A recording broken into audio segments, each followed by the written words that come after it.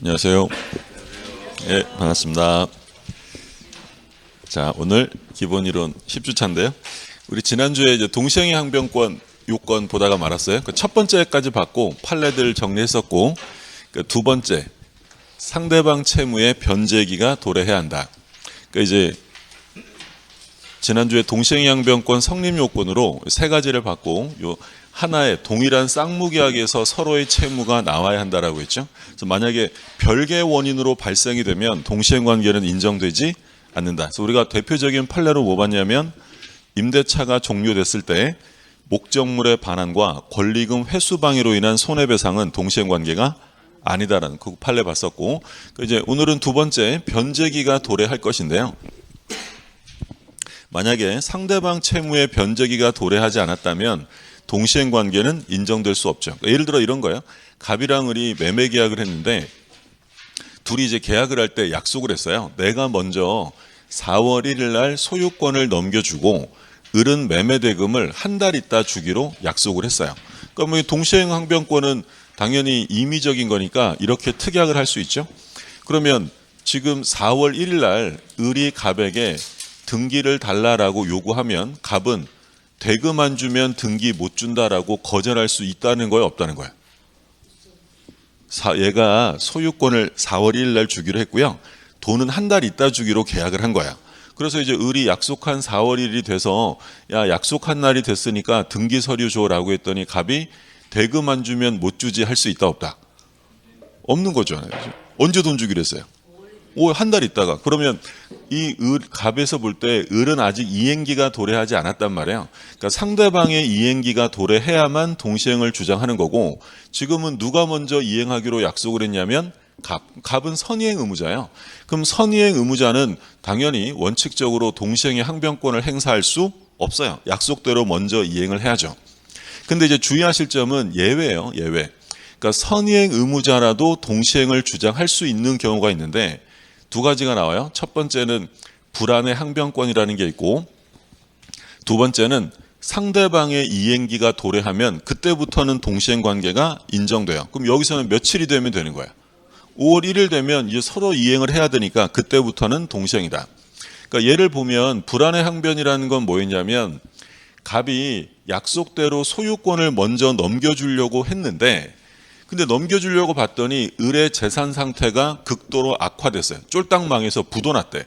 그럼 부도난 을한테 약속대로 먼저 소유권을 넘겨주면 한 달 있다가 대금 받기가 어려울 것 같아요. 그럼 얘 마음이 많이 어떨까? 불안하겠지. 그래서 불안의 항변이라고 하는 거야. 그럼 이런 경우에는 예외적으로 동시행을 행사할 수 있다. 그럼 만약에 얘가 이런 상태여서 갑이 소유권을 안 넘겨줬다면 갑은 채무 불이행이라는 거예요? 채무 불이행이 아니라는 거예요? 아니라는 거죠. 정당한 거절이 되는 거고, 그리고 동시행의 항변권은 꼭 상대방에게 주장해야 되는 건 아닙니다. 그러니까 항변권을 가지고 있으면 되는 거지 내가 이러이러하니 너한테 못 주는 거야 라고 그 구체적인 주장을 할 필요는 없다라는 게 판례예요. 자, 두 번째는 말 그대로 상대방 이행기가 도래하면 이때부터는 동시행 관계야. 좀 더 구체적으로 보면 갑이랑 을이 매매 계약을 했는데 을이 중도금을 5월 1일 날 주고요. 잔금은 6월 1일 날 주기로 했대요. 그러면 중도금은 동시 이행할 게 있어요? 매수인이 먼저 줘야 되는 거야? 이게 선이행 의무예요. 근데 얘가 중도금을 안 줍니다. 그럼 선이행 의무를 이행하지 않고 있다가 시간이 흘러서 잔금일이 도래한 거야. 그럼 잔금일이면 이제 을만 이행기가 아니라 누구도 이행을 해야 돼. 갑도 등기 줘야 되잖아요.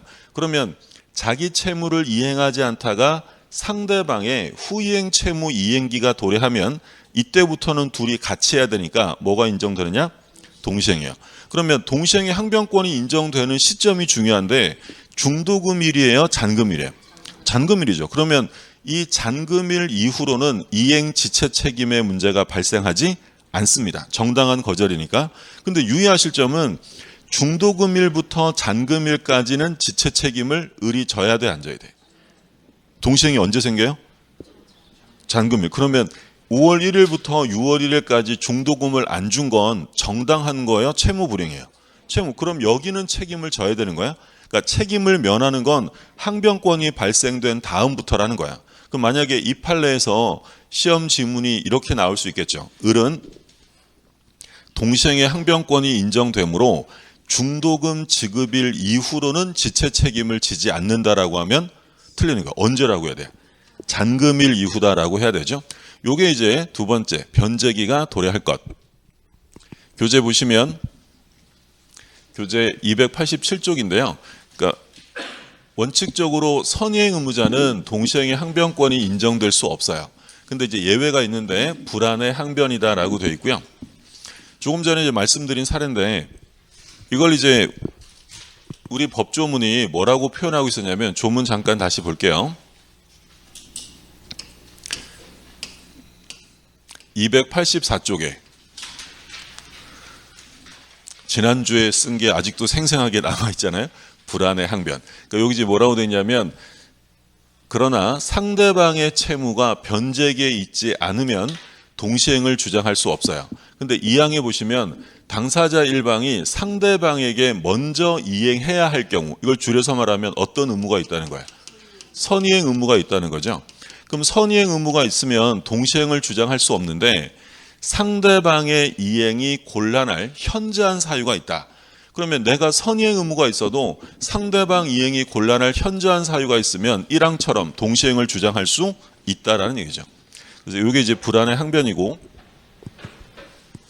다시 돌아와서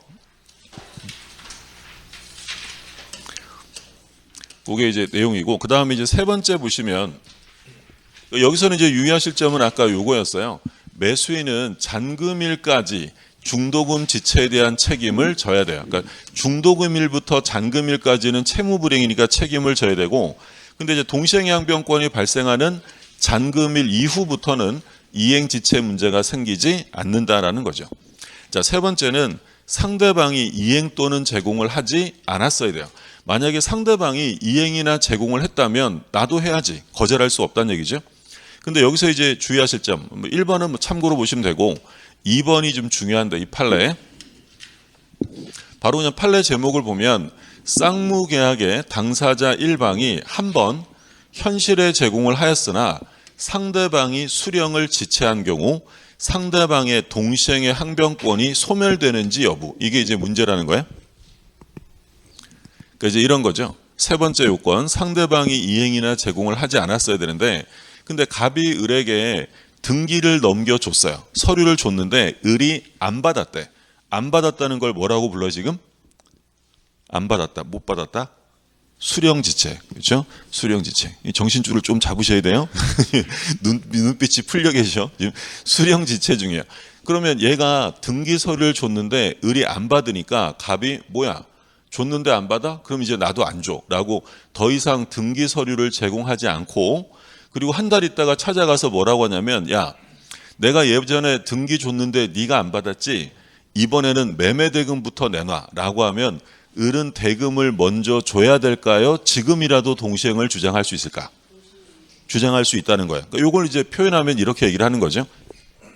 갑이 을의 동시행 항변권을 소멸시키려고 합니다. 그러면 이행 제공, 요 등기 제공은 한 번이면 족하냐 아니면 계속되어야 하느냐, 이걸 묻는 거야. 우리 판례는 지금 뭐라고 보는 거야? 한 번 한다고 되는 게 아니라 지금 제공해야 돼. 계속적 제공이 있어야 한다. 그러면 이걸 여기 지금 무슨 말인지 드셨죠? 예전에 한 번 준 걸로는 안 된다는 거야. 얘 동시행의 항변권을 소멸시키려면 지금 제공을 해야지 1회적 제공으로는 안 된다는 거야. 그럼 이걸 다른 말로 표현하면 갑이 이행 제공을 계속하지 않고 중단했대요. 등기 서류 제공을 중단했다면 을은 동시행의 항변권을 행사할 수 있다는 거예요, 없다는 거야? 그죠? 요걸 맞춰야 요게 이해가 된 거예요. 자, 갑이 을에게 등기 서류 제공을 어떻게 했다고요? 중단했대. 그러면 을은 대금부터 줘야 돼요? 동시행 주장할 수 있는 거예요? 동시행의 항변권을 행사할 수 있다는 거야. 그래서 상대방의 동시행의 항변권을 소멸시키려면 이행 제공이 중단되어서는 안 된다라는 거죠. 자, 판례가 지금 뭐라고 얘기를 하고 있냐면, 쌍무계약의 당사자 일방이 먼저 한 번 현실에 제공을 하고 상대방을 수령지체에 빠지게 했다 하더라도 그 이행 제공이 계속되지 않는 한, 이행 제공이 계속되지 않는 경우에 과거에 제공이 있었다는 사실만으로 상대방이 가지는 항변권이 소멸하는 것은 아니다라는 거예요. 그러니까 상대방의 항변권을 소멸시키려면 일회적 제공으로 충분한 것이 아니다라는 거죠. 자, 여기까지가 성립 요건이에요. 그래서 성립 요건으로 세 가지를 보신 거죠. 첫 번째는 서로의 채무가 하나의 동일한 쌍무계약에서 나올 것 하나 받고, 두 번째는 상대방 채무의 변제기가 도래할 것, 세 번째는 상대방이 이행 또는 제공을 하지 않았을 것. 세 가지가 요건이고, 자, 요건을 갖췄으니까 이제 효과가 나올 텐데, 동시행의 항변권은 이행 거절의 권능이에요. 너 안 하면 나도 안 할 거야 라고 거절할 수 있는 거고요. 근데 이제 영원히 안 하겠다는 건 아니고, 영구적 부인은 아니고 연기적인 항변권이다. 너 할 때까지 나도 안 할 거야 라고 연기할 수 있는 항변권이란 얘기고요. 자, 동시행의 항변권의 제일 기본은 이행 지체 책임을 면제받게 된다. 채무 불이행 책임을 지지 않는다는 거죠. 근데 이제 유의하실 점은 동시행의 항변권은 존재하는 것 자체만으로 책임을 면하게 해주는 것이지 상대방에게 내가 동시행의 항변권자야 라고 주장할 필요는 없다라는 거야.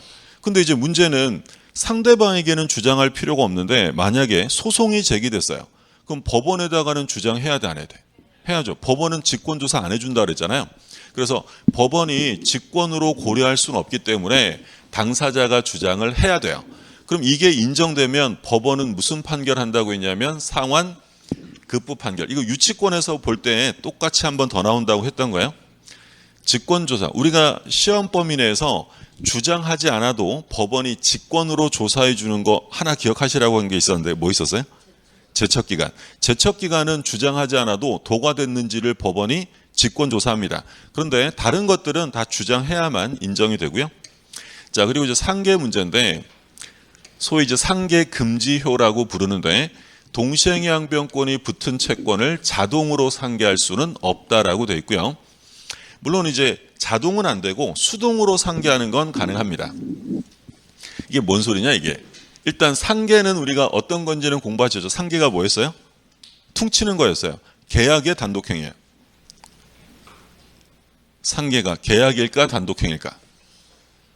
계자 붙었다고 계약이 아니고 퉁치는 거니까 단독행위. 우리가 상대방 있는 단독행위 뭐 있었어요? 채상, 취철동추, 해해 있었잖아요. 채무면제, 상이 바로 상계야. 그러니까 받을 것도 있고 줄 것도 있으면 퉁치는 게 바로 상계였어요. 그러면 시험 범위가 아니라서 우리가 세부적으로는 안 보는데, 상계라는 건 예를 들어 이런 거죠. 제가 친구한테 100만 원 빌려준 돈이 있어요. 근데 제가 이제 요번에 친구랑 거래하다가 100만 원 줄 것도 생겼어요. 그러면 저는 받을 돈도 있고 줄 돈도 있으니까 돈이 왔다 갔다 할 필요 없잖아요. 그럼 친구야 퉁치자. 이게 바로 뭐예요? 상계.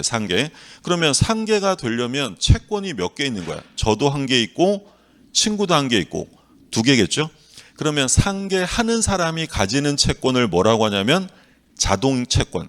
스스로 자자 써서 상계하는 사람이 갖는 게 자동이고 당하는 사람이 갖는 채권을 수동이라고 합니다. 그럼 자동, 수동은 고정되어 있는 게 아니라 누가 하느냐에 따라 달라지는 거죠.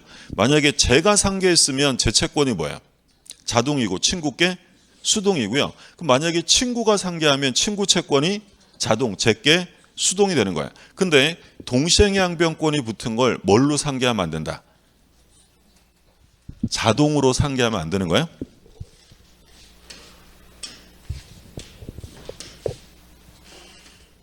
그러니까 예를 들어서 갑이랑 을이 부동산 매매 계약을 했어요. 그럼 얘가 이제 소유권을 넘겨줘야 되고, 그리고 이제 갑은 을에게 대금을 받아야죠. 대금 채권이 있어요. 예를 들어 대금 채권이 1억 원이다. 얘네들은 동시행 관계요. 근데 이 갑과 을은 예전에 소비대차 계약을 해서 갑과 을 사이에 돈 빌려주는 계약을 옛날에 했어요. 소비대차 계약을 해서 을이 갑에게 1억 원의 채권이 있었대요. 그러니까 옛날에 이제 갑이 1억 원 빌린 게 있었고 둘이 매매 계약을 이번에 새롭게 한 거예요.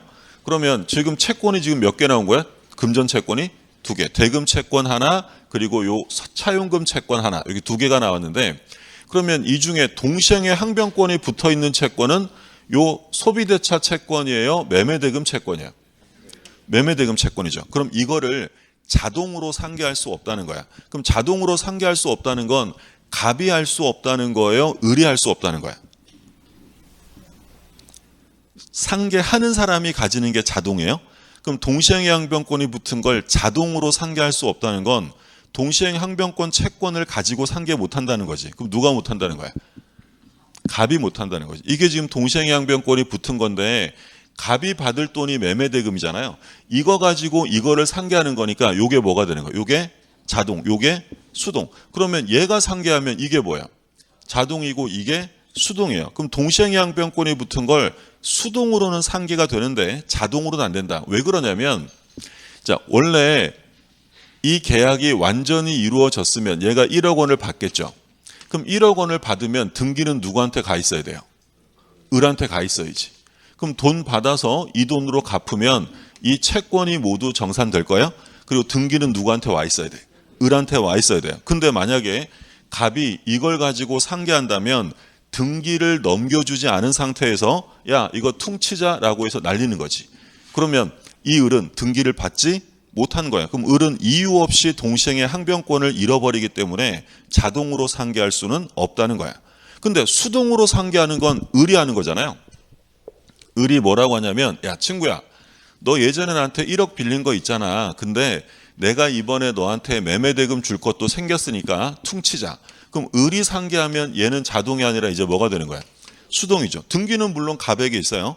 그러면 을은 이유 없이 항변권을 잃어버리는 거예요? 스스로 포기하는 거야? 이건 얼마든지 할 수 있다고. 그러니까 자동으로 상계하는 것만 안 되고 이걸 수동으로 상계하는 건 가능하다라는 거야. 이해되셨어요? 그러니까 옛날엔 그냥 막 외웠어요. 동시행에 항변권이 붙은 걸 자동으로 상계할 수 없다. 동자는 안 된다. 애들은 가라. 막 이렇게 외웠단 말이에요. 그죠? 근데 이제 애들은 가라 이렇게 외웠는데 시험은 사례 문제로 나옵니다. 그럼 사례 문제로 나오면 그냥 쉬워요. 매도인과 매수인이 있으면 누가 상계 못하는 거야? 매도인이 못하는 거야. 그러니까 그림으로 사례로 나오면 그냥 매도인이 상계할 수 없다라고 생각하고 정리하고 넘어가시면 되고요. 이 자동 수동이 좀 헷갈려서 그러니까 이해가 된 것 같아도 집으로 돌아가시다가 버스 안에서 머리 몇 번만 흔들면 다 섞입니다. 그러니까 누가 상계할 수 없다? 매도인이 상계할 수 없어요. 자, 소멸시효는 뭐 별개이기 때문에 동시행 관계가 있든 없든 이 소멸시효는 계속 진행된다. 우리 유치권 할 때도 그랬죠. 유치권을 행사한다고 해서 소멸시효가 중단되는 건 아니다라고 했어요. 자, 여기까지가 동시행의 항변권이고 자, 그러면 올해 시험 나온 거예요. 동시행 관계가 인정되지 않는 것을 모두 고른 것은. 근데 이제 우리가 지난주에 봤던 거라서 좀 까먹었을 수도 있는데 우리가 판례들 쭉 보면서 핵심 어들 가지고 되냐 안 되냐. 사실 이렇게 문제가 나오면 이건 그냥 땡큐예요. 이런 건 거의 뭐 10초, 20초에 끝내야 돼. 그럼 뭐가 넣었어요 지금? 딱 시작할 때.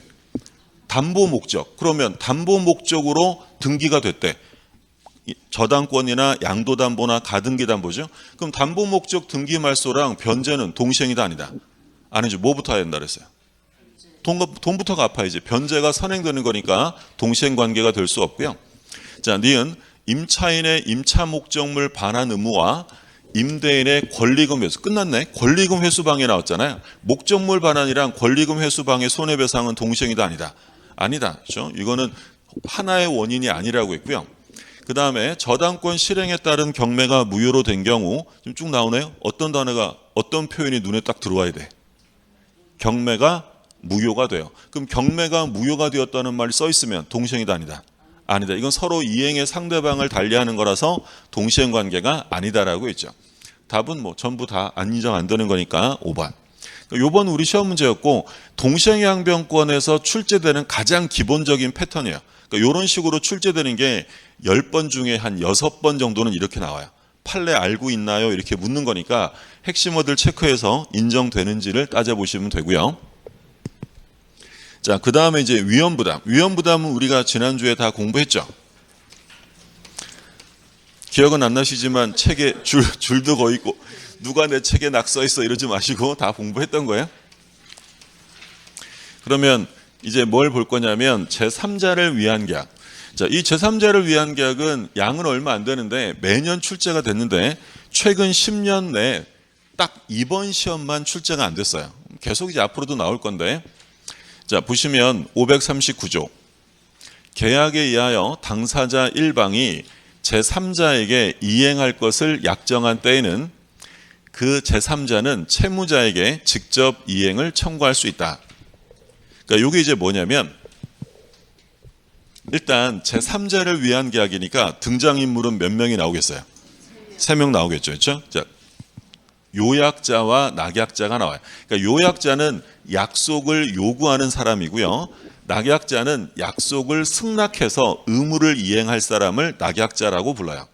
그러니까 갑이 을에게 부동산 매매 계약을 합니다. 근데 매매 계약을 하면서 뭐라고 했냐면 야, 대금은 나 주지 말고 내 친구에게 좀 줘라고 병에게 대금을 주기로 계약을 하는 거야. 그러니까 계약의 당사자는 누구예요? 갑과 을인데 이 돈으로 이익을 보는 사람이 수익자, 병이 되는 거죠. 그러니까 왜 이런 계약을 하고 난리야, 그렇죠? 복잡하게. 그러니까 원래는 어떻게 해야 돼요? 얘가 얘한테 대금 예를 들어 돈 1억 원을 주고 싶으면 부동산을 넘기고 대금을 받아서 얘 주면 될 거 아니야. 자, 그러면 몇 번 급부가 이루어져야 돼요? 한 번, 두 번. 근데 제3자를 위한 계약을 하면 급부는 한 번으로 끝나. 소위 단축급부를 위해서 하는 거예요. 그러면 계약의 당사자는 갑과 을이지 병은 계약의 당사자가 아닙니다.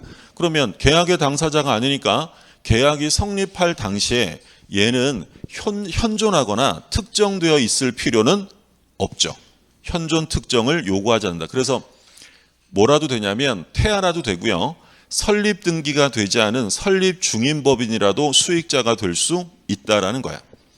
쉽게 생각하면 태아를 위한 보험 할 수 있어요, 없어요? 있죠. 태아는 사람이 아니에요. 태아는 사람이 아니, 우리 사람은 언제부터 사람이라 그랬어요? 엄마 뱃속에서 나와야지. 그러니까 아직 태아는 사람이 아닙니다. 그 사람이 아니라도 상관없다는 거야. 법인은 언제부터 사람이 된다 그랬어요? 설립 등기를 해야 되잖아요. 등기가 아직 안 된 설립 중인 법인도 수익자가 될 수 있다. 그럼 바꿔서 얘기하면 제3자를 위한 계약의 수익자는 권리 능력이 있어야 돼요? 없어도 돼요? 없어도 돼요. 얘는 계약의 당사자가 아니니까.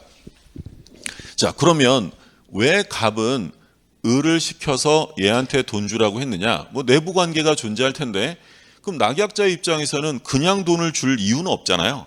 그러면 얘가 얘한테 1억 원을 주는 이유는 누가 보상해 주기 때문이에요. 갑이. 그래서 이 갑과 을의 관계를 보상 관계 또는 매매 계약을 했죠. 둘이 기본적인 관계라고 불러요. 보상 관계. 그러면 이 요약자는 왜 낙약자를 시켜서 수익자에게 돈을 주라고 했냐면 갑이 병에게 옛날에 1억 원을 빌렸을 수도 있고요. 또는 갑이 병에게 증여할 수도 있는 거야. 그러면 이 내부 관계를 뭐라고 하냐면 대가 관계라고 불러요. 자, 그럼 여기서 제3자를 위한 계약이라는 것은 보상 관계를 말하는 거예요? 대가 관계를 말하는 거예요? 자, 제3자를 위한 계약은 당사자가 누구라고요? 갑과 을이에요. 그러면 제3자를 위한 계약은 무슨 관계를 말하는 거야? 얘랑 하는 게 제3자를 위한 계약이니까 뭐가 제3자를 위한 계약이야? 보상 관계지. 이 대가 관계는 내부 관계, 얘네들의 내부 관계일 뿐이지 이 제3자를 위한 계약하고는 아무 상관없는 거야. 그럼 만약에 보상 관계 하자가 생겼어요. 그럼 보상 관계 하자가 생기면 낙약자는 그 하자를 가지고 수익자에게 대항할 수 있나요? 라고 물으면 대항할 수 있어요. 무조건 대항합니다. 대항할 수 있다, 항변할 수 있다, 거절할 수 있다, 거부할 수 있다. 전부 다 있다로 끝나는 거야. 당연한 거예요. 생각해 보시면 보상관계 하자가 있대. 무효, 취소, 해제가 된 거야. 그러면 갑이 을에게 부동산을 주는 거야, 안 주는 거야? 이 계약이, 이 매매 계약이 무효 취소가 되면 안 주는 거죠. 그럼 얘가 돈 주겠어요? 당연히 안 주지. 그러면 이 낙약자는 보상관계가 무효가 되었음을 이유로 수익자에게 대금 지급을 거절할 수 있다. 대항할 수 있다. 항변할 수 있다로 끝나는 거야. 근데 만약에 이 내부 관계, 얘네 둘이 옛날에 소비대차 계약한 게 무효였대요. 대가 관계 하자가 있으면 이 하자를 가지고 을이 병에게 대항할 수 있느냐라고 물으면 있을까 없을까? 없어. 이거는 없다로 끝나는 거야. 을은 병에게 대항할 수 없다, 거절할 수 없다, 항변할 수 없다. 그러니까 얘 입장에서는 어떤 계약만 멀쩡하면 되는 거야. 보상관계. 얘는 건물만 받으면 돈 주는 거야. 만약에 얘가 건물을 줍니다. 근데 낙약자가 뭐라고 하냐면, 야, 내가 건물은 받겠는데 내가 보니까 니네 내부 관계가 좀 잘못됐더라. 그래서 나는 건물만 받고 돈은 떼먹을 거야. 이러면 돼, 안 돼? 당연히 안 되죠. 그러니까 얘는 얘네들의 내부 관계를 얘가 신경 쓸 건 없어요. 얘 입장에서는 어떤 관계에서 발생한 것만 주장하느냐? 요약자와 낙약자. 이 가장 기본적이고 중요한 문제예요. 그러니까 제3자를 위한 계약이 사례 문제로 나왔을 때 만약에 갑을 관계가 무효, 취소 이런 말 써 있어요. 갑을 관계가. 그럼 마지막에는 무조건 있다요, 없다요? 무조건 있다로 끝나는 거야. 대항할 수 있다, 거절할 수 있다. 근데 갑병 간의 관계가 부존재다. 갑병 간의 관계가 부존재라고 써 있으면 이거 가지고는 항변할 수 있다, 없다? 없는 거예요. 그러면 이 수익자의 권리는 언제 생기냐면 수익의 의사를 표시해야 돼요. 자, 이 항에 보면 제3자, 수익자의 권리는 제3자가 채무자에 대해서, 이 채무자가 누구겠어요? 요약자예요, 낙약자예요? 수익자에게 의무를 이행할 사람. 낙약자, 채무자. 그러니까 법조문에는 요약자, 낙약자란 말을 쓰지 않고 채무자라고 표현하는데 얘는 뭐 당연히 낙약자를 말하는 거예요. 그러면 수익자는 낙약자에 대해서 계약의 이익을 받을 의사를 표시한 때 생겨요. 그러니까 수익자의 권리는 언제 생기냐면 여기 지금 계약의 이익을 받을 의사 표시를 뭐라고 부르는 거냐면 요 수익의 의사 표시라고 하는 거야. 그러니까 이 병이 을에게 돈 줘라고 의사를 표시하면 그때 권리가 발생합니다. 그럼 만약에 지문에 수익의 의사를 표시하게 되면 계약 성립 시로 소급하여 수익자의 권리가 생긴다라고 하면 OX. 틀려요. 소급하는 게 아니라 언제 생긴다고요? 의사표시 한때 생기는 거야. 근데 이 수익의 의사표시는 계약의 성립 요건이다라고 하면 틀려요. 계약의 성립은 누가 시키는 거야? 갑과 을.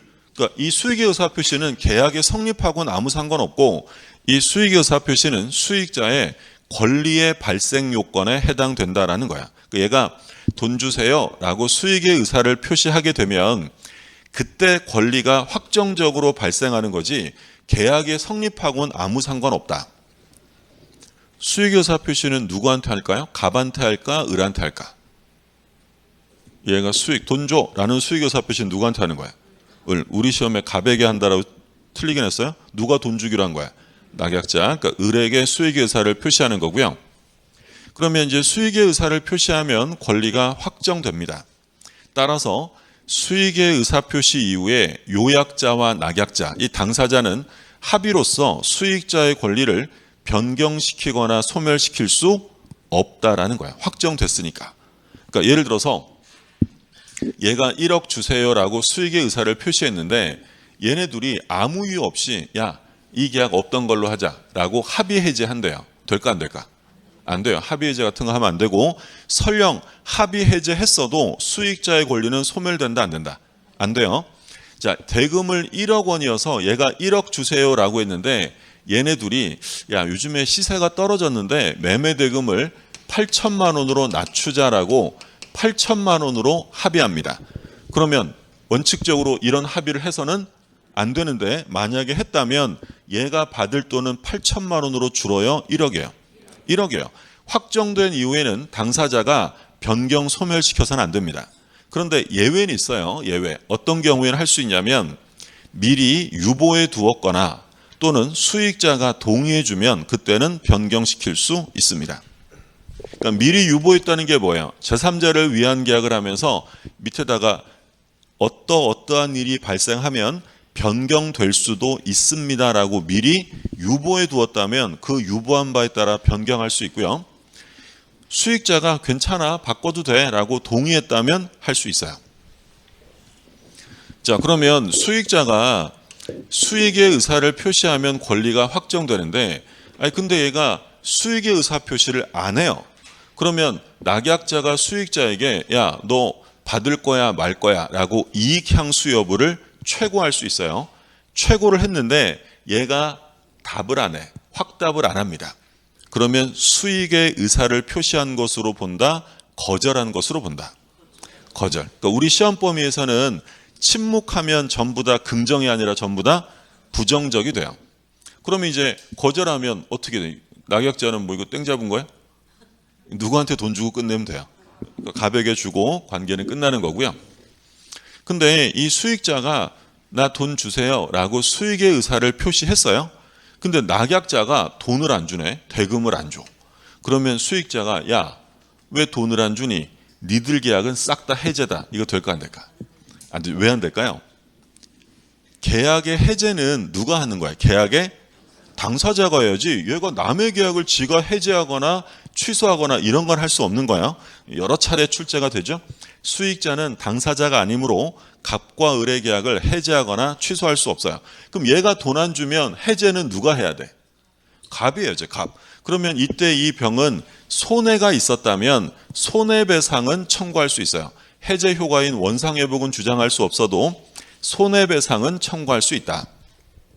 그러니까 요거는 다 누구만 하는 거다. 요건 다 당사자. 해제하고 해제 효과인 원상회복을 주장하고 이런 건 당사자가 하는 거고, 이 수익자는 당사자가 아니니까 이런 건 못해도 뭘 청구할 수 있냐면 손해배상 청구해. 말씀드린 것처럼 얘가 돈을 안 주면 해제는 요약자가 하는 거예요. 그럼 여기서 중요한 거, 요약자가 계약을 해제, 얘가 돈을 안 주니까, 그러면 해제할 때 수익자의 동의가 있어야만 할까요? 없어도 될까? 없어도 되죠. 여러 차례 출제가 됐고요. 수익자의 동의는 요구되지 않습니다. 당연한 거죠.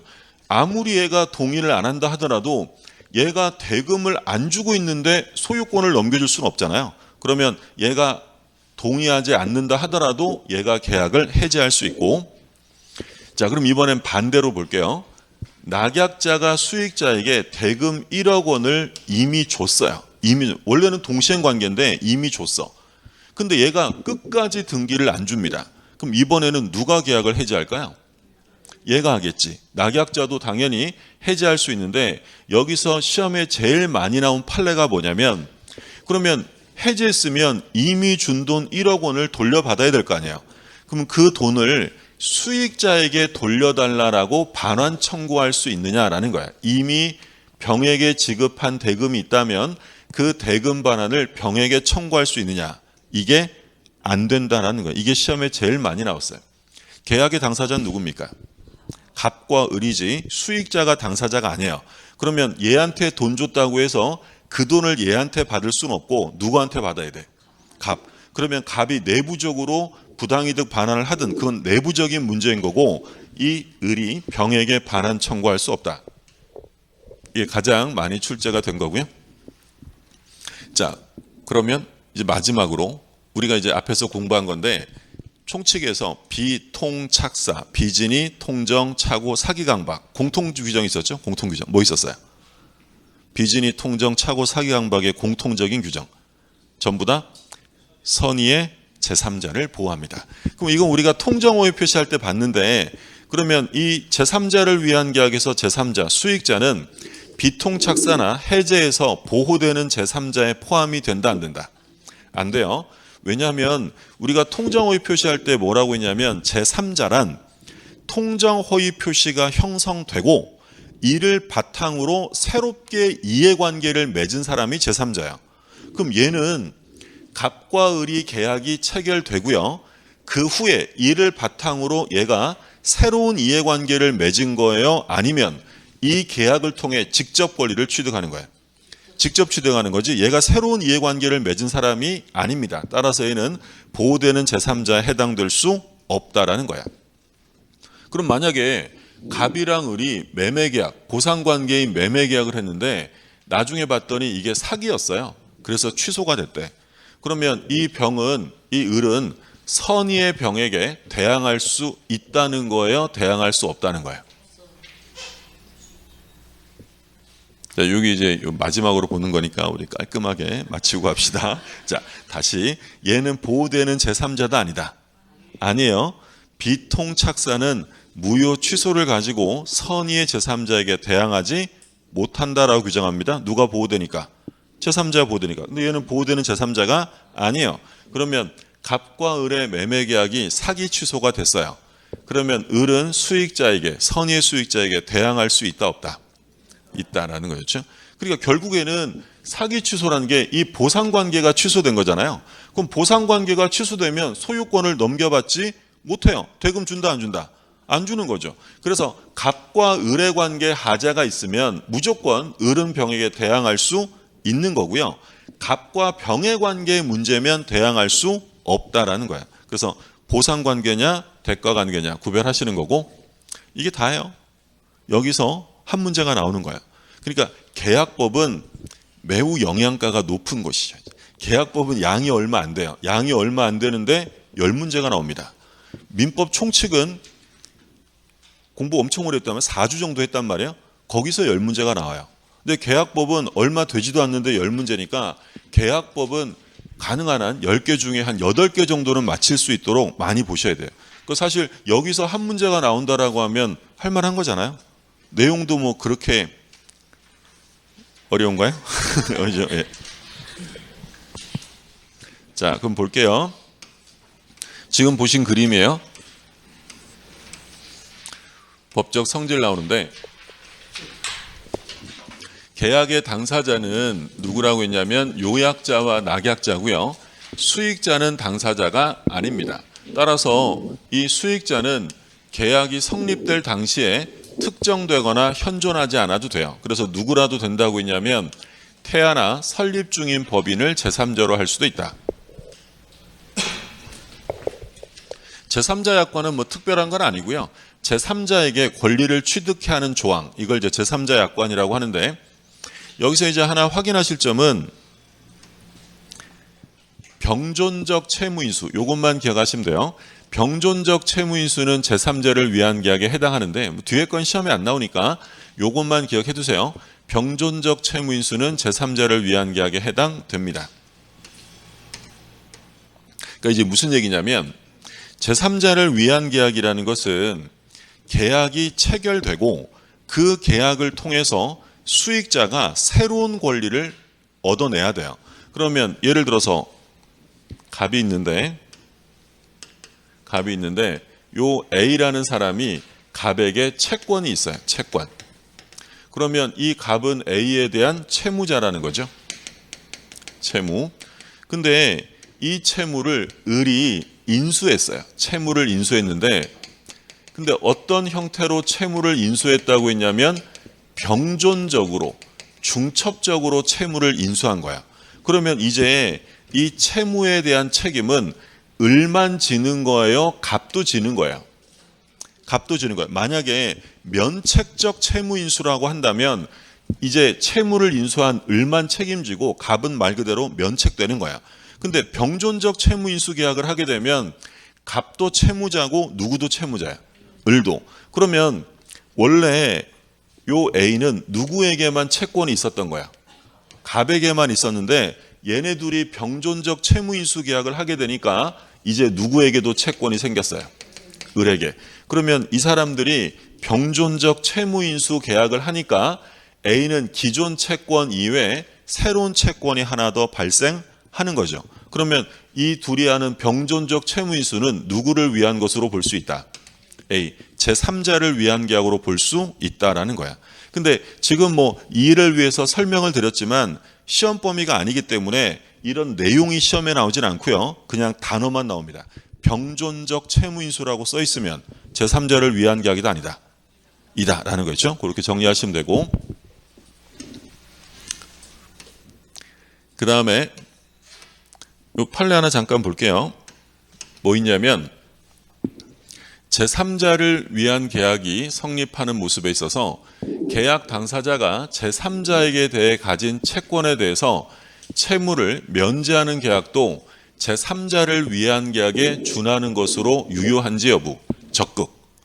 그러면 이게 이제 시험에 나오면 뒤에 어떤 표현이 나올 거냐면 제3자를 위한 계약에 뭐래요? 준하는 것으로 유효하다. 이런 말 써 있으면 그냥 O라고 생각하시면 됩니다. 그러니까 이제 무슨 얘기냐면 말씀드린 것처럼 제3자를 위한 계약을 하면 이 계약을 통해 수익자에게 새로운 권리가 생겨야 돼요. 권리의 종류는 묻지 않는데 뭐 1억이라는 채권일 수도 있고 물권일 수도 있어요. 근데 얘네들이 어떤 계약을 했냐면 야, 내가 너한테 소유권을 넘길 테니까 너는 수익자에게 받을 돈을 받지 마라. 뭐 하는 거야? 채무를 면제해 주어라 라는 거야. 상황이 이해되셨어요? 내가 너한테 부동산을 줄 테니 너는 병에게 받을 채무를 면제해 줘라 라는 거야. 그러면 이 수익자가 얘한테 어떤 채권이나 물권을 취득하는 건 있어요, 없어요? 없죠. 내가 뭐 받을 건 없단 말이에요. 그러면 이건 엄밀히 말하면 제3자를 위한 계약은 아니에요. 좀 달라. 근데 어차피 채무를 면제받으면 수익자에게 이익이 있어요, 없어요? 있죠. 그러니까 오리지널 제3자를 위한 계약은 아니지만 제3자를 위한 계약에 뭐라고요? 준하는 것으로 유효하다라는 게 판례 입장이에요. 그러니까 이 판례가 시험에 나오면 뒤에 어떤 표현이 나온다? 준하는 것으로 유효하다라고 써 있으면 옳은 지문이라고 생각하시면 돼요. 이 지금 그 판례고. 자, 그 다음에 이제 보상관계가 나옵니다. 보상관계라는 게 기본 관계고 누구와 누구와의 관계예요? 요약자와 낙약자의 관계예요. 그러면 요약자와 낙약자 관계는 제3자를 위한 계약에 영향을 미친다, 안 미친다? 자, 요약자와 낙약자의 관계는 제3자를 위한 계약에 영향을 미칠까요, 안 미칠까요? 미치겠다. 그죠? 자, 제3자를 위한 계약이 누구랑 누구와의 계약이라고요? 갑과 을. 갑과 을이니까 누구랑 누구예요? 요약자와 낙약자지. 그럼 영향을 미치겠어요, 안 미치겠어요? 그게 제3자를 위한 계약이란 말이에요. 자, 아니 여러분이 미치시면 안 되지. 자, 보세요. 갑이랑 을이 부동산 매매 계약을 하고 대금을 이렇게 주기로 했단 말이에요. 이게 보상관계라고, 보상관계. 그러면 이 보상관계는 이게 바로 그 보상관계 자체가 제3자를 위한 계약인데 이 보상관계가 잘못되면 제3자를 위한 계약에 영향을 미치는 거 안 미치는 거예요? 미치는 거죠. 그렇죠? 그 얘기 하는 거잖아요, 지금. 자, 요거를 이제 보상관계, 기본관계라고 부르고요. 그래서 보상관계 흠결이나 하자는 제3자를 위한 계약에 직접 영향을 미쳐요. 왜? 이 계약 자체가, 보상관계 자체가 제3자를 위한 계약이기 때문이고요. 그러니까 이제 결론은 뭐예요? 얘는 보호받는 제3자가 아니라 그랬잖아요. 그래서 이제 결론은 뭐냐면 보상관계, 갑을 관계가 무효 취소 해제가 되면 낙약자는 수익자에게 대항할 수 있다, 없다? 있다. 갑을 관계 나오면 무조건 대항할 수 있는 거예요. 건물 못 받는데 돈 줄 수는 없잖아요. 대항할 수 있는 거고. 근데 대가 관계는 요약자와 수익자 관계예요. 그럼 이건 내부 관계잖아요. 내부 관계. 그럼 내부 관계에 문제가 생긴 거 가지고 대항할 수 있다, 없다? 대항할 수 없는 거지. 그럼 이건 제3자를 위한 계약에 영향을 미칠 수 없어요. 대가 관계 하자를 이유로 수익자에게 대항할 수는 없다라는 거예요. 그래서 대가 관계, 갑병 간의 관계 나오면 마지막에 대항할 수 없다. 이런 얘기고. 그럼 이 사람의 수익자의 권리는 언제 생기냐면 수익의 의사표시를 함으로써 직접 권리를 취득합니다. 근데 조심하실 점은 계약시로 제3자를 위한 계약을 체결했을 때로 계약시로 소급하여 권리가 확정된다. 이러면 틀려요. 언제 생긴다고요? 의사표시를 한때, 그때 생기는 거예요. 소급하지 않습니다. 그리고 이 수익의 의사표시는 제3자를 위한 계약의 발생 요건, 권리의 발생 요건이지 계약의 성립 요건이 아닙니다. 계약의 성립은 갑이랑 을이 시키는 거고요. 우리 시험은 아니고 다른 시험에서 한번 뭐라고 되냐면 계약 체결 사실을 수익자에게 알렸대요. 우리 계약을 했어 라고 제3자에게 알렸다. 이때 권리가 발생된다. 이렇게 냈어요. OX. 틀려요. 통지했다고 권리가 발생되는 것이 아니라 뭘 해야 돼요? 얘가 수익의 의사표시. 이거를 알렸다는 것으로 발생되는 건 아니다라고요. 수익의 의사표시는 필요합니다. 자, 그러면 요건 지금 뭐 법조문 계속 본 것처럼 상당 기간을 정해서 이익 향수 여부를 최고할 수 있는데 기간 내 확답을 못 받으면 수익이 아니라 뭘로 본다? 거절로 본다라고 했어요. 다시 한번 써 있고. 그럼 수익의 의사를 표시했어요. 그러면 이제 수익자의 권리가 확정된 거죠. 확정됐으니까 이제 당사자는 합의로서 수익자의 권리를 변경 소멸시킬 수 없습니다. 근데 예외가 있었죠. 미리 뭘 해두면 된다. 미리 변경 소멸을 유보해 두거나 제3자가 동의했다면 그때는 가능하다. 판례가 지금 그 얘기 다시 한번 써 있는 거니까 확인하시고, 그리고 요 내용이 지금 판례 써 있는데 요 판례 좀 볼게요. 수익자는 당사자가 아닙니다. 당사자가 아닌 수익자는 계약의 해제나 해제를 원인으로 한 원상회복 청구권이 있다고 볼 수 없다. 해제, 취소, 원상회복, 이건 누가 주장하는 거야? 계약의 당사자. 그러니까 수익자는 당사자가 아니니까 남의 계약을 해제하거나 지가 원상회복하라고 주장할 수는 없어요. 근데 요약자가 계약을 당사자가 해제할 수 있는데 이때 낙약자가 손해가 있으면 얘는 뭘 청구할 수는 있다고요? 손해배상은 청구할 수 있는 것이다 라는 점 조심하시고, 그 다음에 이제 요약자에 대한 관계에서 이건 당연한 거죠. 요약자는 계약의 당사자로서 제3자 권리와는 별개로 낙약자에게 너 빨리 제3자에게 이행해 라고 요구할 수 있다라는 거고요.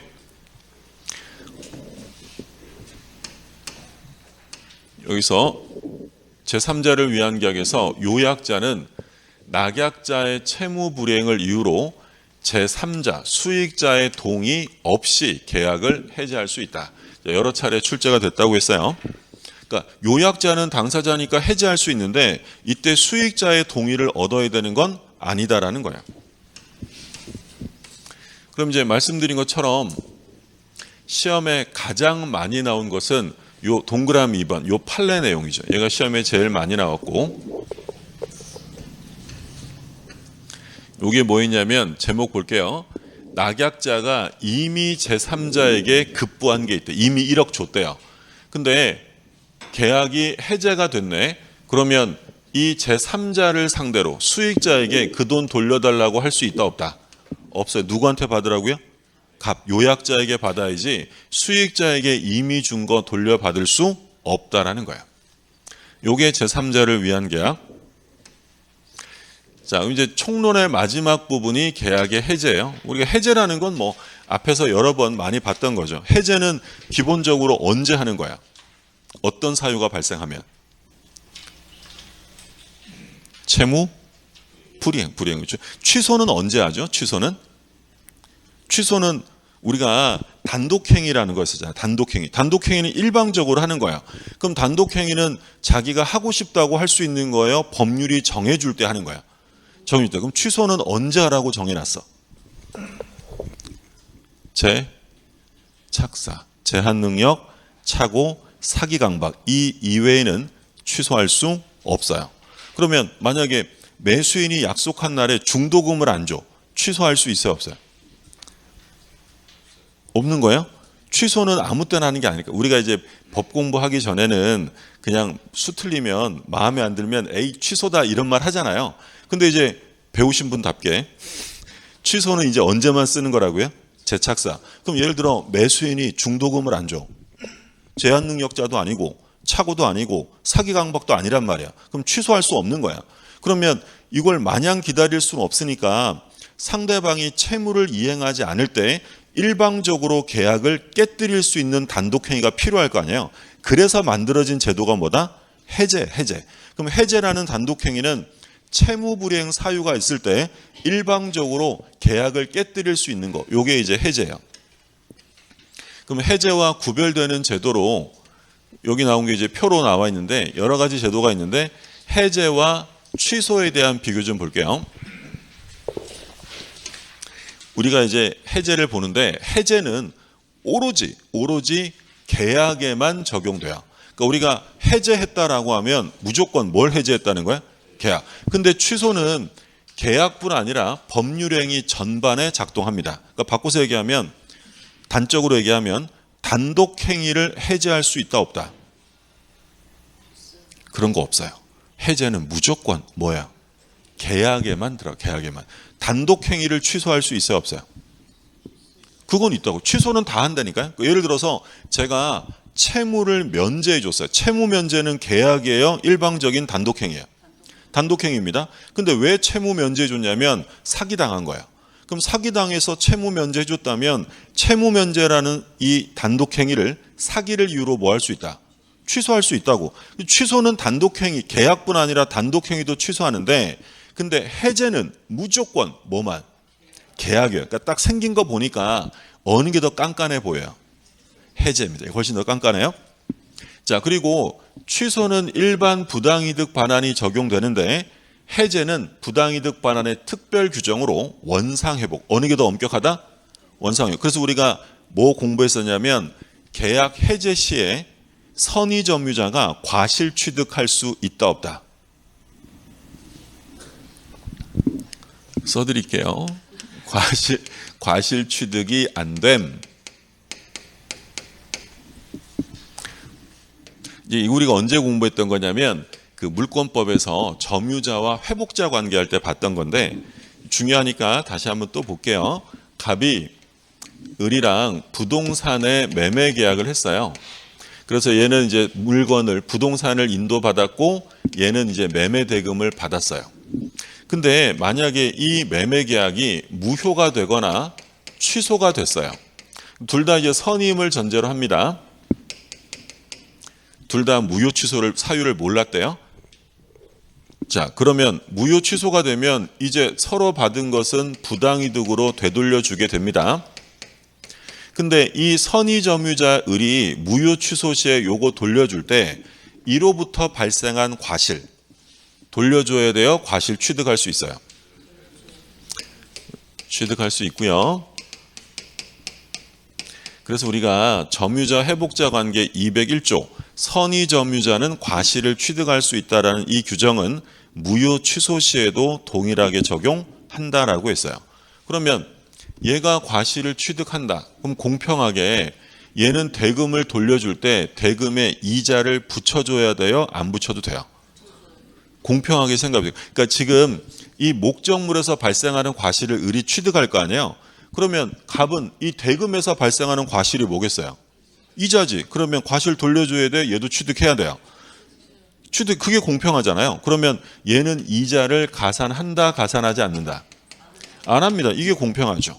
그래서 계약이 무효 취소되었을 때 선의점유자가 과실을 취득하는 만큼 매도인도 받은 대금의 운용이익이나 이자를 자기가 갖는 거지 돌려줄 필요 없는 거야. 그런데 계약이 무효 취소가 아니라 해제가 됐어요. 그럼 해제 특별 규정으로 뭐가 적용된다? 부당이득에 대한 특칙이에요. 원상회복. 얘는 선악불문, 현존이익 여부 불문, 받은 이익은 싸그리 다 돌려줘야 돼. 그러면 얘가 이거 돌려줄 때 목적물에서 취득했던 과실 취득할 수 있다. 과실 반환해야 된다. 반환, 얘는 과실 취득 못합니다. 그러면 얘도 대금 돌려줄 때 대금에 이자 붙여야 돼요? 안 붙여야 돼? 붙여야죠. 그게 공평하잖아요. 언제부터 이자 붙이느냐? 받은 날로부터 이자를 가산해야 돼요. 왜? 요 이자까지, 이자를 붙이라는 건 얘가 뭐 잘못해서 지연 이자를 물어내라는 게 아니라 요 이자까지가 부당이득의 성질을 띠기 때문이다라는 게 판례 입장이에요. 그러니까 계약의 해제 시에는 선의점유자라도 과실을 취득할 수가 없어요. 그럼 예를 들어 을이요 갑한테 매매해서 넘겨받아서 병한테 임대차를 해줬대요. 그럼 얘가 얘한테 뭘 줄까? 차임 줄 거 아니에요. 그럼 차임이 뭐예요? 과실이죠. 법정 과실. 그러면 무효 취소 시에는 이 차임 받은 거 돌려줘야 돼? 안 줘도 돼? 안 줘도 돼. 얘가 갖는 거야. 근데 계약이 무효 취소가 아니라 뭐가 됐대? 해제가 되면 이 차임 받은 것도 싹 다 돌려줘야 돼요. 그러니까 얘도 대금에 뭘 붙여라? 이자 붙여줘라. 이 얘기하는 거야. 그래서 해제 시에는 선의자든 뭐든 과실 취득 못하고요. 자, 해제는 법정 해제. 법은 언제 해제하라고 정한다 그랬어요? 채무, 불이행. 근데 약정 해제는 당사자가 미리 해제 사유를 약속해 둘 수 있죠. 얼마든지 가능하고. 그리고 취소는 언제 한다? 재착상. 취소 사유가 없으면 백날 입으로 취소해봐야 취소될까 안 될까? 안 됩니다. 이런 사건이 있었어요. 갑이라는 사람과 을이 매매 계약을 했어요. 근데 이 계약을 했는데 이 갑이 나중에 뭐라고 했냐면 야, 나 너한테 사기당한 것 같아. 사기. 취소. 사기를 이유로 취소하고요. 그러니까 을은 뭐라고 했냐면 야, 나는 착오였거든. 이러면서 얘도 착오를 이유로 취소합니다. 근데 나중에 밝혀진 바에 의하면 갑은 사기당한 적 없고요. 을은 중요 부분 착오가 아니었어요. 근데 서로에게 취소한 건 맞아. 그러면 이 계약은 존속하느냐 소멸하느냐라고 물으면 이거 소멸일까 존속일까? 존속한다라는 게 판례예요. 소멸되지 않습니다. 왜? 취소를 했는데 취소 사유가 없어요. 그러면 이 취소의 의사표시는 아무런 의미가 없는 거지. 똑같아요. 그러니까 이 계약은 서로에게 취소했다고 해서 취소되는 게 아니라 사유가 있어야 돼요. 이해되셨어요? 당연한 얘기 아니에요. 예를 들어서 30살 먹은 사람이 매매 계약을 해놓고 나중에 뭐라고 하냐면 난 미성년자니까 취소다. 말이 돼요? 될 리가 있어 없어요? 없지. 취소한다고 되는 게 아니라 사유가 없는 한 취소가 의사표시가 되었다 하더라도 아무런 의미를 가질 수 없다. 출제가 됐던 판례고. 그러면 공통점은 뭐냐면 일단 둘 다 단독행위죠. 형성권이에요. 단독행위. 그리고 해제나 취소는 그때부터 효력이 생기는 게 아니라 소급해서 소멸의 효력이 발생하고요. 그리고 세 번째 조심하시고 권리행사, 의사표시가 있어야 되는 거지 당연히 소멸하는 건 아니다. 그러니까 형성권은 의사표시가 필요한 거예요? 필요 없는 거예요? 필요한 거지. 예를 들어 제가 사기를 당했단 말이에요. 그럼 사기를 당하면 계약이 저절로 소멸돼요? 취소해야 소멸돼? 취소해야 되고 상대방이 채무를 이행 안 해요. 중도금을 끝까지 안 줘. 그렇다고 계약이 저절로 소멸되지는 않습니다. 제가 뭘 해야 돼? 해제 의사를 표시해야 되는 거죠. 그래서 우리가 그 조건 마지막에서 뭘 봤냐면 기한이익 상실특약을 공부한 적이 있어요. 기한이익 상실특약은 정지조건부 특약이냐 형성권적 특약이냐로 나눴는데 우리 판례는 뭘로 본다고 했냐면 형성권적 특약으로 봤어요. 그러면 형성권적 특약이라는 건 채권자가 상실의 의사를 표시해야 상실이에요? 당연 상실이에요? 의사 표시해야지. 그게 형성권이에요. 그래서 형성권적 특약이니까 당연히 상실되는 게 아니라 채권자가 상실의 의사를 표시해야 한다. 조건 맨 마지막에서 공부했던 거죠. 자, 여기까지고 그 다음에 이제 합의해제인데 아무래도 휴식이 좀 필요해 보입니다. 좀 쉬었다가 볼게요. 예.